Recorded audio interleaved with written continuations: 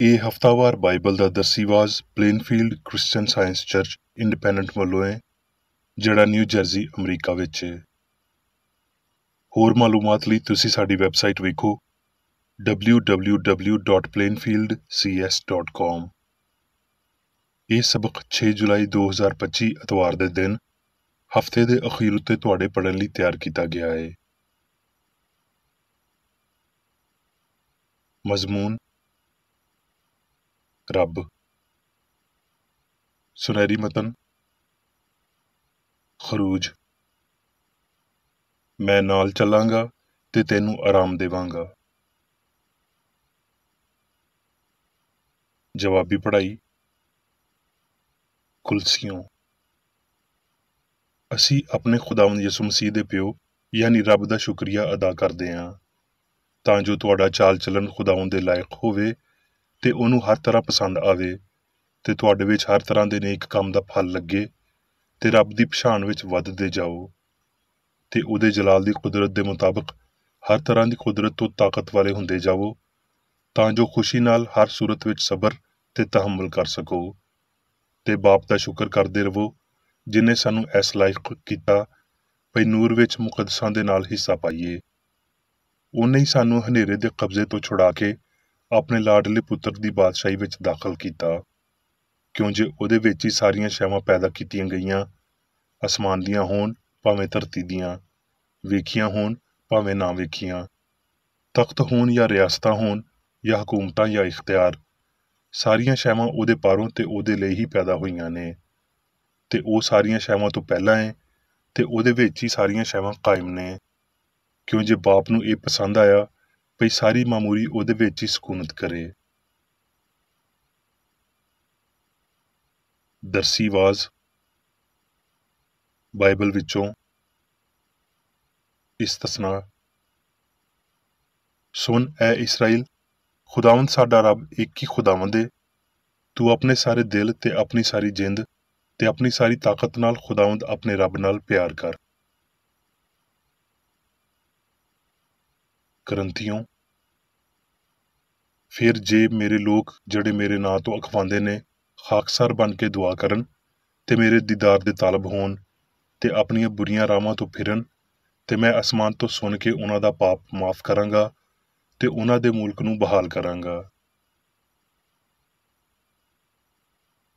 ਕਜ਼ਾਤ। ਤੇ ਇਸਰਾਏਲੀ ਮਦੀਆਨੀਆਂ ਦੇ ਵਸੀਲੇ ਨਾਲ ਨਹਾਇਤ ਖਸਤਾ ਹਾਲ ਹੋ ਗਏ ਤੇ ਬਨੀ ਇਸਰਾਏਲ ਖੁਦਾਵੰਦ ਤੋਂ ਸ਼ਿਕਾਇਤ ਕਰਨ ਲੱਗੇ। ਫਿਰ ਰੱਬ ਦਾ ਫਰਿਸ਼ਤਾ ਆ ਕੇ ਉਫਰਾ ਵਿੱਚ ਬਲੂਤ ਦੇ ਰੁੱਖ ਹੇਠਾਂ, ਜਿਹੜਾ ਯੂਆਸ ਅਬੀਜ਼ੇਰੀ ਦਾ ਸੀ, ਤੇ ਉਹਦਾ ਪੁੱਤਰ ਜਦੂਨ ਮਹਿ ਲੈ ਕੇ ਇੱਕ ਕੋਲੂ ਵਿੱਚ ਕਣਕ ਝਾੜ ਰਿਹਾ ਸੀ, ਤਾਂ ਜੋ ਉਹਨੂੰ ਮਿਦਿਆਨੀਆਂ ਤੋਂ ਲੁਕਾ ਕੇ ਰੱਖੇ। ਤੇ ਰੱਬ ਦਾ ਫਰਿਸ਼ਤਾ ਉਹਨੂੰ ਬਖਾਲੀ ਦੇ ਕੇ ਉਹਨੂੰ ਆਖਣ ਲੱਗਿਆ ਭਈ ਐ ਸੂਰਮਾ, ਖੁਦਾਵੰਦ ਤੇਰੇ ਨਾਲ ਏ। ਜਦੂਨ ਨੇ ਉਹਨੂੰ ਆਖਿਆ, ਐ ਮੇਰੇ ਮਾਲਕ, ਜੇ ਖੁਦਾਵੰਦ ਹੀ ਮੇਰੇ ਨਾਲ ਏ ਤੇ ਸਾਡੇ ਉੱਤੇ ਇਹ ਸਾਰੇ ਹਾਦਸੇ ਕਿਉਂ ਗੁਜ਼ਰੇ? ਤੇ ਖੁਦਾਵੰਦ ਨੇ ਉਹਦੇ ਉੱਤੇ ਨਿਗਾਹ ਕੀਤੀ ਤੇ ਆਖਿਆ ਭਈ ਤੂੰ ਆਪਣੇ ਇਸੇ ਜ਼ੋਰ ਵਿੱਚ ਜਾ ਤੇ ਬਨੀ ਇਸਰਾਈਲ ਨੂੰ ਮਦੀਆਨੀਆਂ ਦੇ ਹੱਥੋਂ ਛੁਡਾ। ਕੀ ਮੈਂ ਤੈਨੂੰ ਨਹੀਂ ਘੱਲਿਆ? ਖੁਦਾਵੰਦ ਨੇ ਉਹਨੂੰ ਆਖਿਆ, ਤੇਰੀ ਸਲਾਮਤੀ ਹੋਵੇ, ਡਰ ਨਾ, ਤੂੰ ਮਰੇਗਾ ਨਹੀਂ। ਕਜ਼ਾਤ। ਤਦ ਖੁਦਾਵੰਦ ਨੇ ਜਦੂਨ ਨੂੰ ਆਖਿਆ, ਤੇਰੇ ਨਾਲ ਦੇ ਲੋਕੀ ਇੰਨੇ ਜ਼ਿਆਦਾ ਨੇ ਭਈ ਮਦੀਆਨੀਆਂ ਨੂੰ ਇਹਨਾਂ ਦੇ ਹਵਾਲੇ ਨਹੀਂ ਕਰ ਸਕਦਾ। ਇੰਜ ਨਾ ਹੋਵੇ ਭਈ ਇਸਰਾਈਲੀ ਮੇਰੇ ਸਾਹਮਣੇ ਆਪਣੇ ਉੱਤੇ ਗਰੂਰ ਕਰਕੇ ਆਖਣ ਲੱਗਣ ਭਈ ਸਾਡੇ ਹੱਥ ਨੇ ਸਾਨੂੰ ਬਚਾਇਆ। ਇਸ ਲਈ ਤੂੰ ਹੁਣ ਲੋਕਾਂ ਵਿੱਚ ਸੁਣਾ ਕੇ ਮੁਨਾਦੀ ਕਰ ਦੇ ਭਈ ਜਿਹੜਾ ਕੋਈ ਘਬਰਾਇਆ ਤੇ ਡਰਿਆ ਹੋਵੇ ਉਹ ਪਰਤ ਕੇ ਜਲਾਦ ਦੀ ਪਹਾੜੀ ਤੋਂ ਟੁਰ ਜਾਵੇ। ਇਸ ਲਈ ਉਹਨਾਂ ਲੋਕਾਂ ਵਿੱਚੋਂ 22,000 ਤੇ ਪਰਤ ਗਏ ਤੇ 10,000 ਬਾਕੀ ਰਹਿ ਗਏ। ਤਦ ਖੁਦਾਵੰਦ ਨੇ ਜਦੂਨ ਨੂੰ ਆਖਿਆ ਭਈ ਲੋਕੀ ਹਲੇ ਵੀ ਬਹੁਤੇ ਨੇ, ਇਸ ਲਈ ਤੂੰ ਉਹਨਾਂ ਨੂੰ ਚਸ਼ਮੇ ਦੇ ਕੋਲ ਹੇਠਾਂ ਲੈ ਆ ਤੇ ਉੱਥੇ ਮੈਂ ਤੇਰੀ ਖਾਤਰ ਉਹਨਾਂ ਨੂੰ ਅਜ਼ਮਾਵਾਂਗਾ। ਇਸ ਲਈ ਉਹ ਉਹਨਾਂ ਨੂੰ ਚਸ਼ਮੇ ਦੇ ਕੋਲ ਹੇਠਾਂ ਲੈ ਗਿਆ। ਇਸ ਲਈ ਜਿਨ੍ਹਾਂ ਨੇ ਆਪਣਾ ਹੱਥ ਆਪਣੇ ਮੂੰਹ ਨਾਲ ਲਾ ਕੇ ਚੱਪੜ ਪਾਣੀ ਪੀਤਾ, ਉਹ ਗਿਣਤੀ ਵਿੱਚ 300 ਬੰਦੇ ਸੀ। ਤਦ ਖੁਦਾਵੰਦ ਨੇ ਜਦੂਨ ਨੂੰ ਆਖਿਆ ਭਈ ਮੈਂ ਇਹਨਾਂ 300 ਬੰਦਿਆਂ ਦੇ ਪਾਰੋਂ ਜਿਨ੍ਹਾਂ ਨੇ ਚੱਪੜ ਕਰਕੇ ਪਾਣੀ ਪੀਤਾ ਤੈਨੂੰ ਬਚਾਵਾਂਗਾ ਤੇ ਮਦੀਆਨੀਆਂ ਨੂੰ ਤੇਰੇ ਹੱਥ ਵਿੱਚ ਕਰ ਦੇਵਾਂਗਾ। ਤੇ ਉਹਨੇ 300 ਬੰਦਿਆਂ ਦੇ 3 ਜੱਥੇ ਕੀਤੇ ਤੇ ਇਹਨਾਂ ਸਾਰਿਆਂ ਦੇ ਹੱਥਾਂ ਵਿੱਚ ਇੱਕ ਨਰਸਿੰਗਾ ਤੇ ਇਹਦੇ ਨਾਲ ਇੱਕ ਖਾਲੀ ਘੜਾ ਦਿੱਤਾ ਤੇ ਹਰ ਘੜੇ ਦੇ ਅੰਦਰ ਇੱਕ ਮਸ਼ਲ ਸੀ। ਤੇ ਤਿੰਨਾਂ ਜੱਥਿਆਂ ਨੇ ਨਰਸਿੰਗੇ ਫੂਕੇ ਤੇ ਘੜੇ ਤੋੜੇ ਤੇ ਮਸ਼ਲਾਂ ਨੂੰ ਆਪਣੇ ਸੱਜੇ ਹੱਥ ਵਿੱਚ ਤੇ ਨਰਸਿੰਗਿਆਂ ਨੂੰ ਫੂਕਣ ਲਈ ਆਪਣੇ ਖੱਬੇ ਹੱਥ ਵਿੱਚ ਲੈ ਲਿਆ ਤੇ ਚੱਲਾ ਉਠੇ ਪਈ ਯਹੋਵਾ ਦੀ ਤੇ ਜਦੂਨ ਦੀ ਤਲਵਾਰ। ਤੇ ਇਹ ਸਾਰੇ ਦੇ ਸਾਰੇ ਲਸ਼ਕਰਗਾਹ ਦੇ ਆਲੇ ਦੁਆਲੇ ਆਪਣੀ ਆਪਣੀ ਥਾਂ ਉੱਤੇ ਖਲੋ ਗਏ। ਤਦ ਸਾਰਾ ਲਸ਼ਕਰ ਦੌੜਨ ਲੱਗਿਆ ਤੇ ਉਹਨਾਂ ਨੇ ਚਲਾ ਕੇ ਉਹਨਾਂ ਨੂੰ ਨਸਾਇਆ। ਕਜ਼ਾਤ।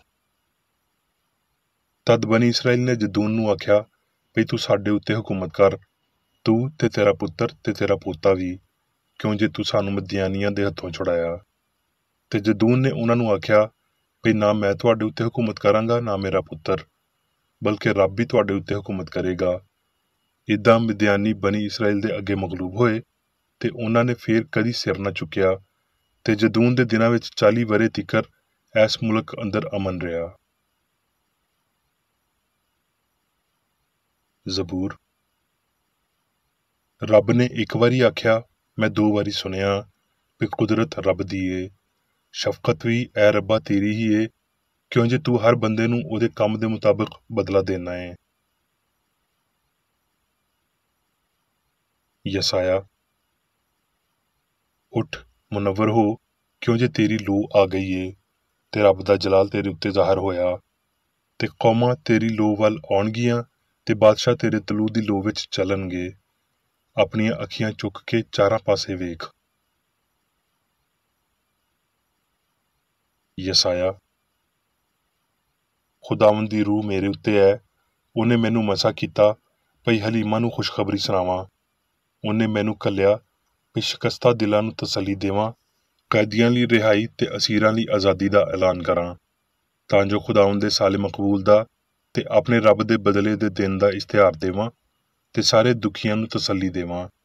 ਸਹੂਨ ਦੇ ਦੁਖਿਆਰਿਆਂ ਲਈ ਇਹ ਮੁਕਰਰ ਕਰ ਦੇਵਾਂ ਵੀ ਉਹਨਾਂ ਨੂੰ ਸਵਾਹ ਦੇ ਬਦਲੇ ਸੇਰਾ ਤੇ ਮਾਤਮ ਦੀ ਥਾਂ ਖੁਸ਼ੀ ਤੇ ਰੋਗਨ ਤੇ ਉਦਾਸੀ ਦੇ ਬਦਲੇ ਸਤਾਇਸ਼ ਦਾ ਖਿਲਤ ਦੇਵਾਂ, ਤਾਂ ਜੋ ਉਹ ਸਦਾਕਤ ਦੇ ਰੁੱਖ ਤੇ ਖੁਦਾਵੰਦ ਦੇ ਲਾਏ ਹੋਏ ਅਖਵਾਨ ਭਈ ਉਹਦਾ ਜਲਾਲ ਜ਼ਾਹਰ ਹੋਵੇ। ਯੋਹੰਨਾ।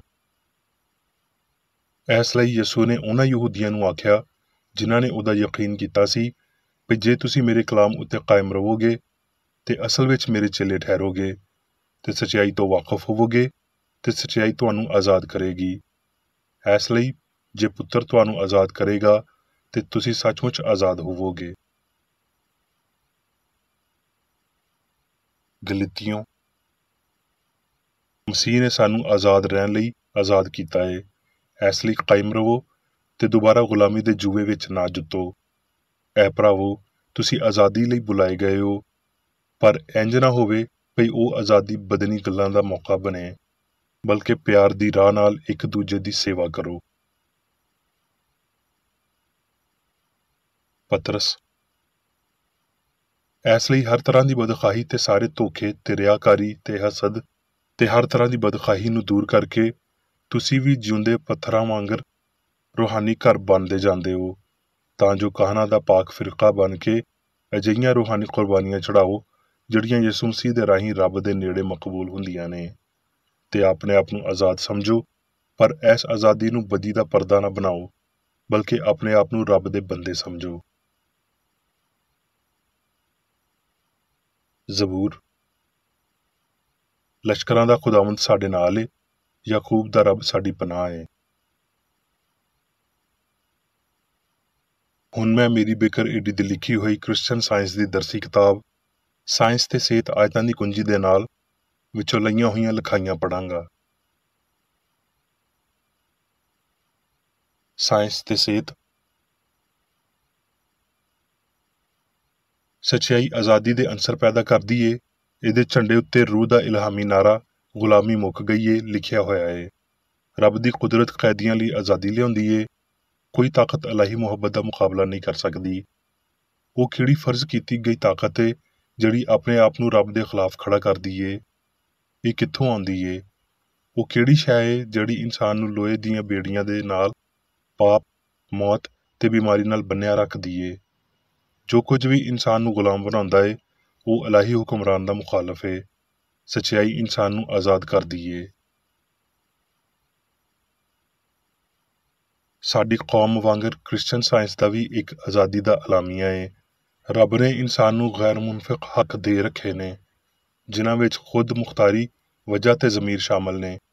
ਇਨਸਾਨ ਸਿਰਫ ਉਸ ਵੇਲੇ ਖੁਦ ਮੁਖਤਾਰ ਹੁੰਦਾ ਏ ਜਦੋਂ ਉਹ ਚੰਗੇ ਤਰੀਕੇ ਨਾਲ ਤੇ ਆਪਣੇ ਖਾਲਕ ਇਲਾਹੀ ਸੱਚਾਈ ਤੇ ਮੁਹੱਬਤ ਤੋਂ ਹਦਾਇਤ ਪਾਉਂਦਾ ਏ। ਇਨਸਾਨ ਦੇ ਹੱਕ ਉੱਤੇ ਉਸ ਵੇਲੇ ਹਮਲਾ ਹੁੰਦਾ ਏ ਜਦੋਂ ਇਲਾਹੀ ਤਰਤੀਬ ਵਿੱਚ ਕੁਝ ਰੁਕਾਵਟ ਬਣੇ ਤੇ ਜ਼ਿਹਨੀ ਤੌਰ ਤੇ ਰੁਕਾਵਟ ਬਣਨ ਵਾਲਾ ਉਸ ਜੁਰਮ ਦੀ ਪਾਦਾਸ਼ ਵਿੱਚ ਇਲਾਹੀ ਸਜ਼ਾ ਆਪਣੇ ਉੱਤੇ ਲੈ ਲੈਂਦਾ ਏ। ਇਲਾਹੀ ਸਿਆਣ ਦੇ ਕਾਨੂੰਨ ਨੂੰ ਇਨਸਾਨ ਦੀ ਕੈਦ ਨੂੰ ਖਤਮ ਕਰਨਾ ਚਾਹੀਦਾ ਏ, ਨਹੀਂ ਤੇ ਇਨਸਾਨ ਦੇ ਗੈਰ ਮੁਨਫਿਕ ਹਕੂਕ ਤੋਂ ਲਾਇਲਮੀ ਤੇ ਨਾ ਉਮੀਦ ਗੁਲਾਮੀ ਦੀ ਮਹਿਕੂਮੀ ਨੂੰ ਜਾਰੀ ਰੱਖੇਗਾ, ਕਿਉਂ ਜੇ ਕੁਝ ਅਵਾਮੀ ਉਸਤਾਦ ਇਲਾਹੀ ਤਾਕਤ ਨਾਲ ਲਾਇਲਮੀ ਦੀ ਇਜਾਜ਼ਤ ਦਿੰਦੇ ਨੇ, ਯਾਨੀ ਅਜਿਹੀ ਲਾਇਲਮੀ ਜਿਹੜੀ ਇਨਸਾਨ ਦੀ ਗੁਲਾਮੀ ਦੇ ਦੁੱਖਾਂ ਦੇ ਤਸਲਸਲ ਦੀ ਨਿਉ ਏ। ਇਨਸਾਨ ਦੀਆਂ ਅਸਲੀਅਤਾਂ ਨੂੰ ਸਮਝਦਿਆਂ ਹੋਏ ਅਸੀਂ ਸਾਰੇ ਜ਼ੁਲਮਾਂ ਦੀ ਤਬਾਹੀ ਦੇ ਬਾਰੇ ਪੇਸ਼ਬੀਨੀ ਕਰਨ ਵਿੱਚ ਨਾਕਾਮ ਨਹੀਂ ਹੋ ਸਕਦੇ। ਗੁਲਾਮੀ ਇਨਸਾਨ ਦੀ ਜਾਇਜ਼ ਹਾਲਤ ਨਹੀਂ ਏ। ਰੱਬ ਨੇ ਇਨਸਾਨ ਨੂੰ ਜੰਮਿਆ। ਪੌਲੁਸ ਨੇ ਆਖਿਆ, ਮੈਂ ਆਜ਼ਾਦ ਜੰਮਿਆ। ਸਾਰੇ ਇਨਸਾਨਾਂ ਨੂੰ ਆਜ਼ਾਦ ਹੋਣਾ ਚਾਹੀਦਾ ਏ। ਜਿੱਥੇ ਕਿਤੇ ਖੁਦਾਵੰਦ ਦਾ ਰੂਹ ਏ ਉੱਥੇ ਆਜ਼ਾਦੀ ਏ। ਮੁਹੱਬਤ ਤੇ ਸੱਚਾਈ ਆਜ਼ਾਦ ਕਰਦੇ ਨੇ, ਪਰ ਬਦੀ ਤੇ ਗਲਤੀ ਗੁਲਾਮੀ ਵੱਲ ਲੈ ਜਾਂਦੇ ਨੇ। ਇਹਨਾਂ ਝੂਠੇ ਅਕੀਦਿਆਂ ਦੇ ਖਿਲਾਫ ਪਈ ਗਲਤੀ ਓਨੀ ਹੀ ਅਸਲੀ ਏ ਜਿੰਨੀ ਸੱਚਾਈ ਏ। ਪਈ ਬਦੀ ਜੇ ਬਹੁਤੀ ਨਹੀਂ ਤੇ ਚੰਗਿਆਈ ਦੀ ਤਾਕਤ ਦੇ ਬਰਾਬਰ ਏ, ਤੇ ਇਹ ਪਈ ਮੁਖਾਲਫਤ ਓਨੀ ਹੀ ਆਮ ਏ ਜਿੰਨੀ ਹਮਾਂਗੀ ਏ। ਇੱਥੇ ਤੀਕਰ ਪਈ ਬਿਮਾਰੀ ਤੇ ਪਾਪ ਦੀ ਕੈਦ ਤੋਂ ਆਜ਼ਾਦੀ ਦੀ ਆਸ ਵੀ ਅਸਾਬੀ ਕੋਸ਼ਿਸ਼ਾਂ ਉੱਤੇ ਬਹੁਤ ਘੱਟ ਅਸਰ ਰੱਖਦੀ ਏ। ਜਦੋਂ ਅਸੀਂ ਗਲਤੀ ਤੋਂ ਬਹੁਤਾ ਹਯਾਤੀ ਦੀ ਸੱਚਾਈ ਉੱਤੇ ਭਰੋਸਾ ਕਰਦੇ ਹਾਂ, ਮਾਦੇ ਤੋਂ ਬਹੁਤਾ ਰੂਹ ਉੱਤੇ ਭਰੋਸਾ ਕਰਦੇ ਹਾਂ, ਮਰਨ ਤੋਂ ਬਹੁਤਾ ਜੀਣ ਉੱਤੇ ਭਰੋਸਾ ਕਰਦੇ ਹਾਂ, ਇਨਸਾਨ ਤੋਂ ਬਹੁਤਾ ਰੱਬ ਉੱਤੇ ਭਰੋਸਾ ਕਰਦੇ ਹਾਂ, ਤੇ ਕੋਈ ਮਾਦੀ ਮਫਰੂਜ਼ੇ ਸਾਨੂੰ ਬਿਮਾਰਾਂ ਨੂੰ ਸ਼ਿਫਾ ਦੇਣ ਤੇ ਗਲਤੀ ਨੂੰ ਤਬਾਹ ਕਰਨ ਤੋਂ ਨਹੀਂ ਰੋਕ ਸਕਦੇ। ਮਾਦੇ ਜਾਂ ਜਿਸਮ ਦਾ ਹਰ ਉਹ ਕਾਨੂੰਨ ਜਿਹਦੇ ਨਾਲ ਇਨਸਾਨ ਉੱਤੇ ਹਕੂਮਤ ਕਰਨ ਦੀ ਉਮੀਦ ਰੱਖੀ ਜਾਂਦੀ ਏ, ਹਯਾਤੀ ਯਾਨੀ ਰੱਬ ਦੇ ਕਾਨੂੰਨ ਤੋਂ ਖਾਲੀਪਨ ਤੇ ਖਲਾ ਸਮਝਿਆ ਜਾਂਦਾ ਏ। ਸਾਡੇ ਰੱਬ ਦੇ ਦਿੱਤੇ ਹੋਏ ਹਕੂਕ ਤੋਂ ਨਾ ਆਸ਼ਨਾ ਅਸੀਂ ਬੇਇਨਸਾਫ ਹੁਕਮਾਂ ਦੇ ਤਾਬੇ ਹੋ ਜਾਂਦੇ ਹਾਂ ਤੇ ਮੁਤਾਸਬ ਤਾਲੀਮ ਇਸ ਗੁਲਾਮੀ ਨੂੰ ਪੁਰਜ਼ੋਰ ਬਣਾ ਦਿੰਦੀ ਏ। ਇਸ ਗਲਤਫਹਿਮੀ ਦਾ ਸ਼ਿਕਾਰ ਹੋਣ ਲਈ ਤਿਆਰ ਨਾ ਹੋਵੋ ਕਿ ਤੁਸੀਂ ਬਿਮਾਰ ਹੋ ਜਾਂ ਨਿਜ਼ਾਮ ਵਿੱਚ ਕੋਈ ਬਿਮਾਰੀ ਪੈਦਾ ਹੋ ਰਹੀ ਏ, ਬਜਾਏ ਇਹਦੇ ਕਿ ਤੁਸੀਂ ਜੱਗ ਉੱਤੇ ਕਿਸੇ ਪਾਪ ਦੇ ਫਿਤਨੇ ਦਾ ਸ਼ਿਕਾਰ ਹੋ ਜਾਵੋ। ਕਈ ਪਾਪ ਦੀਆਂ ਆਪਣੀਆਂ ਲੋੜਾਂ ਨੇ। ਉਹ ਕੌਣ ਏ ਜਿਹੜਾ ਸਾਡੀ ਤਾਬੇਦਾਰੀ ਦੀ ਮੰਗ ਕਰਦਾ ਏ? ਉਹ ਜਿਹੜਾ ਕਲਾਮ ਦੀ ਬੋਲੀ ਵਿੱਚ ਅਸਮਾਨੀ ਫੌਜ ਤੇ ਧਰਤੀ ਉੱਤੇ ਰਹਿਣ ਵਾਲਿਆਂ ਦੇ ਨਾਲ ਜੋ ਕੁਝ ਚਾਹੁੰਦਾ ਏ ਕਰਦਾ ਏ, ਤੇ ਕੋਈ ਨਹੀਂ ਏ ਜਿਹੜਾ ਉਹਦਾ ਹੱਥ ਰੋਕ ਸਕੇ ਜਾਂ ਉਹਨੂੰ ਪੁੱਛੇ ਵੀ ਤੂੰ ਕੀ ਕਰਦਾ ਏ। ਜਦੋਂ ਅਸੀਂ ਇਲਾਹੀ ਦੇ ਨਾਲ ਆਪਣੇ ਰਿਸ਼ਤੇ ਨੂੰ ਪੂਰੀ ਤਰ੍ਹਾਂ ਸਮਝਦੇ ਹਾਂ ਤੇ ਅਸੀਂ ਕੋਈ ਹੋਰ ਸਿਆਣ ਨਹੀਂ ਰੱਖਦੇ ਮਾਂ ਸਿਵਾਏ ਉਹਦੀ ਸਿਆਣ ਦੇ, ਕੋਈ ਹੋਰ ਮੁਹੱਬਤ, ਹਿਕਮਤ ਜਾਂ ਸੱਚਾਈ ਨਹੀਂ ਰੱਖਦੇ, ਹਯਾਤੀ ਦਾ ਕੋਈ ਹੋਰ ਫਹਿਮ ਨਹੀਂ ਰੱਖਦੇ ਤੇ ਮਾਦੇ ਜਾਂ ਗਲਤੀ ਦੀ ਵਜੂਦੀਅਤ ਦਾ ਕੋਈ ਹੋਰ ਸ਼ਾਊਰ ਨਹੀਂ ਰੱਖਦੇ। ਇਨਸਾਨ ਦੀ ਕੂਵਤ ਇਰਾਦੀ ਦਾ ਇਸਤੇਮਾਲ ਸਿਰਫ ਹੱਕ ਦੇ ਤਾਬੇ ਹੋਣਾ ਚਾਹੀਦਾ ਏ, ਵਰਨਾ ਇਹ ਫੈਸਲੇ ਨੂੰ ਗੁੰਮਰਾਹ ਕਰ ਦੇਵੇਗਾ ਤੇ ਨਿਚਲੇ ਰੁਝਾਨਾਂ ਨੂੰ ਆਜ਼ਾਦ ਕਰ ਦੇਵੇਗਾ। ਇਹ ਇਨਸਾਨ ਉੱਤੇ ਹਕੂਮਤ ਕਰਨ ਲਈ ਰੂਹਾਨੀ ਅਹਿਸਾਸ ਦਾ ਸੂਬਾ ਏ। ਮਾਦੀ, ਗਲਤ, ਇਨਸਾਨੀ ਸੋਚ ਜਿਸਮ ਤੇ ਉਹਦੇ ਰਾਹੀਂ ਦੋਨਾਂ ਦਾ ਨੁਕਸਾਨ ਕਰਦੀ ਏ। ਕੂਵਤ ਇਰਾਦੀ ਹਰ ਬੁਰਾਈ ਉੱਤੇ ਕਾਦਰ ਏ। ਇਹ ਕਦੀ ਬਿਮਾਰ ਨੂੰ ਆਰਾਮ ਨਹੀਂ ਦੇ ਸਕਦੀ, ਕਿਉਂ ਜੇ ਇਹ ਬਦਕਾਰਾਂ ਦੀ ਦੁਆ ਏ, ਜਦ ਕਿ ਜਜ਼ਬਿਆਂ ਦੀ ਮਸ਼ਕ, ਉਮੀਦ, ਈਮਾਨ, ਪਿਆਰ ਨੇਕ ਲੋਕਾਂ ਦੀ ਦੁਆ ਏ।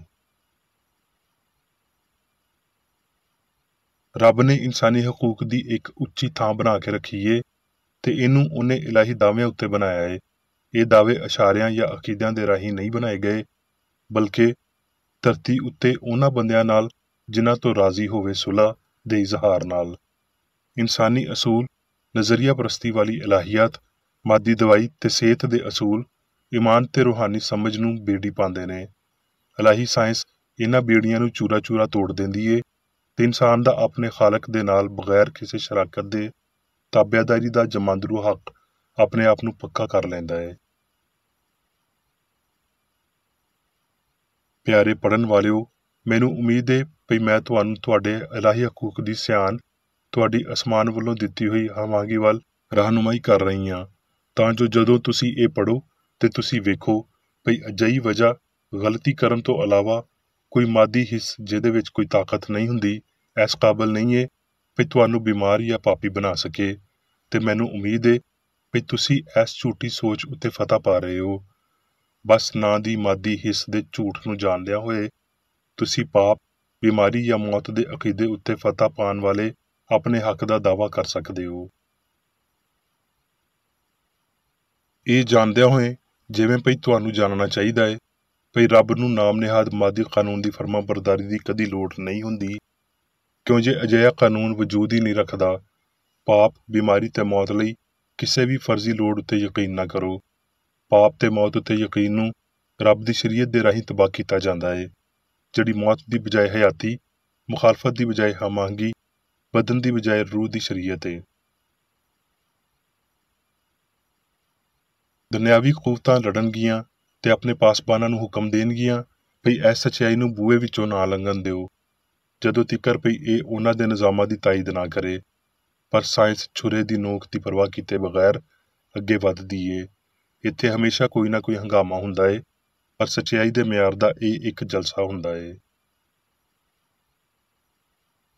ਸਾਡੇ ਦੇਸ਼ ਦੀ ਤਾਰੀਖ ਬਾਕੀ ਤਾਰੀਖ ਵਾਂਗਰ ਸਿਆਣ ਦੀ ਤਾਕਤ ਬਿਆਨ ਕਰਦੀ ਏ ਤੇ ਇਨਸਾਨੀ ਕੂਵਤ ਨੂੰ ਠੀਕ ਸੋਚ ਵਿੱਚ ਮੁਜੱਸਮ ਹੋਣ ਨਾਲ ਮੁਤਨਾਸਬ ਜ਼ਾਹਰ ਕਰਦੀ ਏ। ਇਲਾਹੀ ਇਨਸਾਫ ਦੀ ਤਾਕਤ ਦਾ ਦਮ ਭਰਦਿਆਂ ਹੋਏ ਕੁਝ ਲਾਫਾਨੀ ਜੁਮਲੇ ਆਮਰਾਂ ਦੀਆਂ ਬੇੜੀਆਂ ਨੂੰ ਤੋੜਨ ਤੇ ਕੋੜੇ ਮਾਰਨ ਵਾਲੀ ਟਿਕਟਕੀ ਤੇ ਗੁਲਾਮਾਂ ਵਾਲੀ ਮੰਡੀ ਨੂੰ ਮੁਕਾਉਣ ਦੀ ਤਾਕਤ ਰੱਖਦੇ ਨੇ।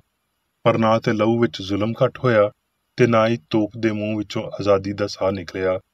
ਪਿਆਰ ਆਜ਼ਾਦ ਕਰਨ ਵਾਲਾ ਏ। ਹੁਣ ਮੈਂ ਮੇਰੀ ਬੇਕਰ ਏਡੀ ਵੱਲੋਂ ਚਰਚ ਮੈਨੂਅਲ ਵਿੱਚ ਦਿੱਤੇ ਹੋਏ ਰੋਜ਼ਾਨਾ ਦੇ 3 ਫਰਜ਼ ਪੜਾਂਗਾ। ਰੋਜ਼ਾਨਾ ਦੀ ਦੁਆ। ਇਸ ਚਰਚ ਦੇ ਹਰ ਰੁਕਨ ਦਾ ਇਹ ਫਰਜ਼ ਏ ਭਈ ਉਹ ਹਰ ਰੋਜ਼ ਇਹ ਦੁਆ ਕਰੇ, ਤੇਰੀ ਬਾਦਸ਼ਾਹੀ ਆਵੇ, ਇਲਾਹੀ ਸੱਚਾਈ, ਹਯਾਤੀ ਤੇ ਪਿਆਰ ਦੀ ਸਲਤਨਤ ਮੇਰੇ ਅੰਦਰ ਕਾਇਮ ਹੋਵੇ ਤੇ ਸਾਰੇ ਪਾਪ ਮੈਥੋਂ ਨਿਕਲ ਜਾਣ ਤੇ ਤੇਰਾ ਕਲਾਮ ਸਾਰੇ ਇਨਸਾਨਾਂ ਦੇ ਪਿਆਰ ਨੂੰ ਵਧਾਵੇ ਤੇ ਉਹਨਾਂ ਉੱਤੇ ਹਕੂਮਤ ਕਰੇ। ਮਕਸਦਾਂ ਤੇ ਕੰਮਾਂ ਦਾ ਇੱਕ ਅਸੂਲ। ਨਾ ਕੋਈ ਮੁਖਾਲਫਤ ਤੇ ਨਾ ਕੋਈ ਜ਼ਾਤੀ ਤਾਲੁਕ ਮਾਦਰੀ ਚਰਚ ਦੇ ਕਿਸੇ ਰੁਕਨ ਦੇ ਮਕਸਦਾਂ ਜਾਂ ਕੰਮਾਂ ਉੱਤੇ ਅਸਰ ਕਰਨੇ ਚਾਹੀਦੇ। ਸਾਇੰਸ ਵਿੱਚ ਬਸ ਇਲਾਹੀ ਪਿਆਰ ਹੀ ਹਕੂਮਤ ਕਰਦਾ ਏ ਤੇ ਇੱਕ ਮਸੀਹੀ ਸਾਇੰਸਦਾਨ ਪਾਪ ਨੂੰ ਰੱਦ ਕਰਦਿਆਂ ਹੋਏ ਸੁੱਚੀ ਭਰਾਬੰਦੀ, ਖੈਰਾਤ ਪਸੰਦੀ ਤੇ ਮਾਫੀ ਨਾਲ ਪਿਆਰ ਦੀਆਂ ਮਿੱਠੀਆਂ ਸੱਚਾਈਆਂ ਦਾ ਪਰਛਾਵਾਂ ਬਣਦਾ ਏ। ਇਸ ਚਰਚ ਦੇ ਸਾਰੇ ਰੁਕਨਾਂ ਨੂੰ ਸਾਰੇ ਪਾਪਾਂ ਤੋਂ, ਗਲਤ ਤਰ੍ਹਾਂ ਦੀਆਂ ਪੇਸ਼ਨਗੋਈਆਂ, ਮੁਨਸਫੀਆਂ, ਮੁਜ਼ਮਤਾਂ, ਸਲਾਵਾਂ, ਗਲਤ ਅਸਰਾਂ ਨੂੰ ਲੈਣ ਤੇ ਗਲਤ ਅਸਰ ਦੇਣ ਤੋਂ ਆਜ਼ਾਦ ਰਹਿਣ ਲਈ ਹਰ ਰੋਜ਼ ਖਿਆਲ ਰੱਖਣਾ ਚਾਹੀਦਾ ਏ ਤੇ ਦੁਆ ਕਰਨੀ ਚਾਹੀਦੀ ਏ। ਫਰਜ਼ ਲਈ ਚੁਸਤੀ।